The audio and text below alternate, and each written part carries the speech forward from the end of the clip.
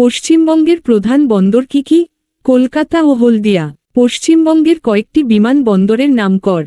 নেতাজি সুভাষচন্দ্র বসু আন্তর্জাতিক বিমানবন্দর, দমদম, ব্যারাকপুর, কলাইকুণ্ডা, পানাগড়, বাগডোগরা ইত্যাদি। পশ্চিমবঙ্গের প্রধান কৃষিজাত দ্রব্য কি কি?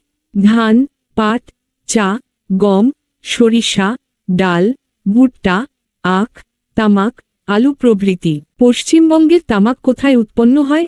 কোচবিহার জেলার হলদিবাড়িতে। পশ্চিমবঙ্গের কোথায় সিনকোনা চাষ হয়?